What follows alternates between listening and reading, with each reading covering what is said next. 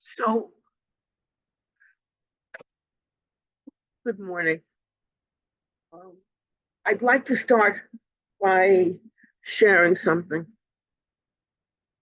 How to photograph your art the right way. So, photography is a skill, and there's all different art that are skills as well. We aspire to do well and make as perfect or as good a product as possible with the art that we submit to call for works and sell in galleries and pop-ups, etc. So one of the online galleries, Light Space Time, it says, as an artist and photographer, you are required to take pictures of your art in order to submit your art digitally for exhibitions, presentations, and for promotional purposes. We see a lot of submissions by artists that have photographed their paintings, and due to their sloppiness, the end result simply does not translate into what the artist originally had intended.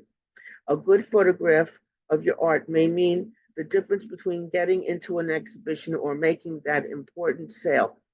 It is worth it to take the time to get this aspect of your art presentation done the right way. Photograph your art outside when it is cloudy or with an overcast sky. Indirect light will show your art better than any other light. Prefer that the artwork is facing north when this is done. Shooting inside with a flash is very difficult to do the right way. Outside is a natural light and will provide the best representation of your art. Make sure it is the indirect sunlight. Use a tripod or other devices such as boxes, table, or ladder to hold the camera steady. Match the angle of the camera with the tilt of the art that is propped up against the wall, and make sure the camera is focused at the exact center of the art. Do not use a wide angle lens. If you have a zoom lens, then use that. If at all possible, when shooting, do not have your art framed or with glass in the frame. It is very hard to get away from any reflections in the glass. Also, if the art is frameless, this will help in post-production. If it is framed with glass or plastic, make sure it is absolutely clean. Make sure that the flash is off the camera. If not, the flash will produce hot spots on your art, and there is practically nothing that you will be able to do about this. When your art is leaning against the wall and you have focused your camera lens in the manner previously described, the thing to look out for are any distortions of the art and that your edges are straight and parallel. In the viewfinder, match the edges of the art with the inside edges of the frame. If you cannot get it perfect, this can be taken care of in post-production. If your camera has different settings, like SLR, then try different shutter speeds and ISO settings.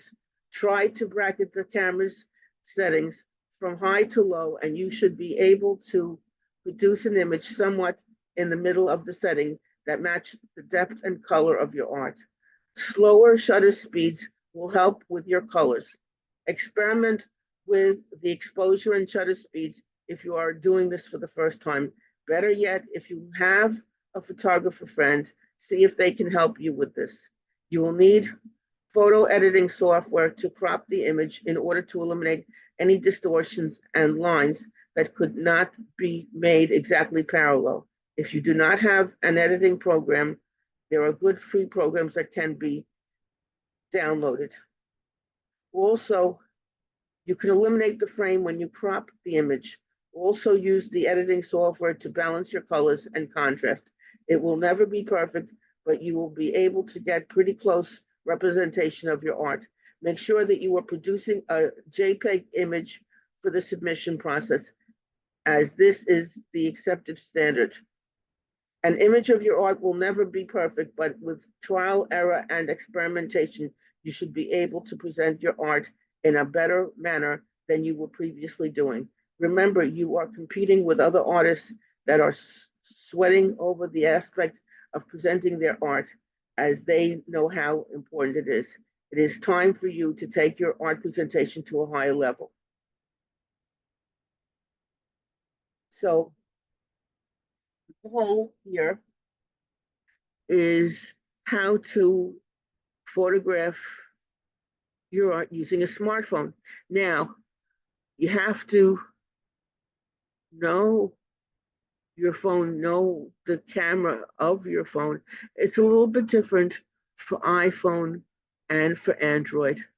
And some of the properties are the same or similar. I'm going to try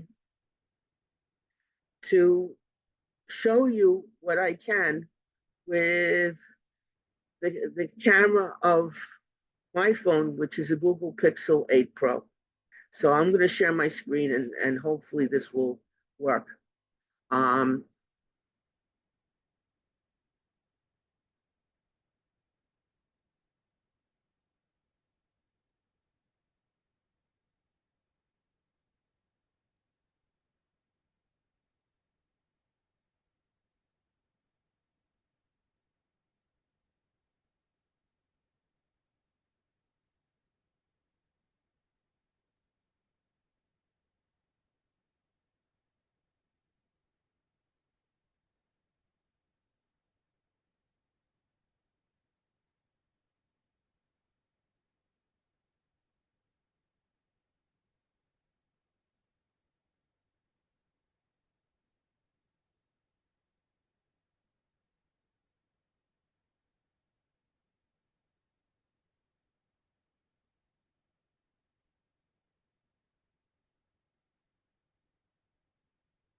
okay, so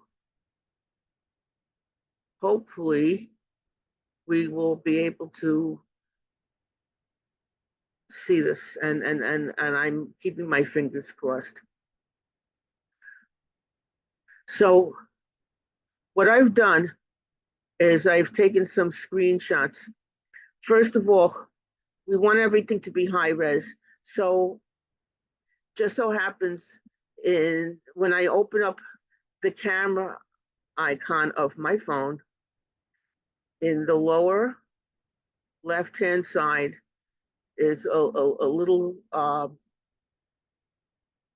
icon that when you tap on it, it opens up to photo settings. And there's for general and there's for pro. So the first thing is that our default is 12 MP, and that's not high res. So the first thing we want to do is set it up for high res and also for JPEG. Um, so I'm just scrolling down and hopefully this will come out. Um, Depending on the size of your art piece and whether it's 2-dimension or 3-dimension will have some bearing on what type of lens you're going to use. Now, I've been assigned to photograph an art piece on a postcard, and I'm trying to have a consistent green background. I'm using my indoor light.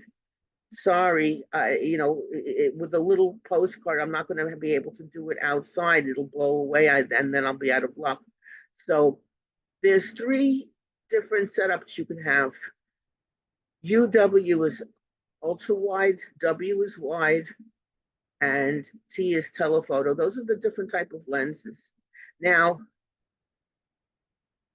what based on which one you tap on, it's going to give you a different visual of what you're trying to take. So I'm if you're using telephoto, I mean, if you're using ultra wide, it would be like this setup. If you're using wide, it would be this setup. If you're using telephoto, it would be this setup. Then there in the Google Pixel 8 Pro, you have different type of camera setting within that you can use. So uh, with my wide lens, with for inside with my postcard, with my background, if I wanted to be action pan, I can pick on that. Long exposure, I pick on that. Portrait, photo, night sights, panoramic. Now, on the lower right-hand side, I have more considerations before taking the picture. I could check on brightness, shadow, white balance, focus, shutter speed, and ISO. And then I've put in a little glossary here. Long exposure is elapsed shutter speed to capture still life in movement, focusing object, even though in movement and blurring background. Action pan is also a type of, you know, getting the object while you're actually in movement. Portrait creates depth of field effect. Photo is the basic setting. Night sight is a longer setting for less light, and panoramic is moving at a wide angle. Brightness is the intensity of light. Shadow is darker area of photo where light is blocked. White balance is adjusting the color. Focus is adjusting the focus depending on the distance to get a clear image. Shutter speed is the length of time shutter while taking the picture. ISO is brightness control. So the shutter speed, ISO, and aperture is the exposure. Now, when you open up the picture after you've taken it, you want to see what type of editing you might want to do. When you first open it using the photo app, which is a photo edit tool. It shows you suggestions such as unblur, dynamic, or enhance. So you have before edit, and you can rotate, you can use manual cropping, or you could use auto. And then after edit. So when you unblur, you make it more clear. When you enhance, you enrich it. Now there's also, you could do different adjustments. You could now further adjust it for brightness, contrast, HDR, white point, and highlights, etc. And then if you look at the filters, you could actually have different effects from different filters as part of your editing process. So for adjustments, you can have black points, you can have blue tone, you can have denoise, you can have saturation, you can have tint, you can have shadow.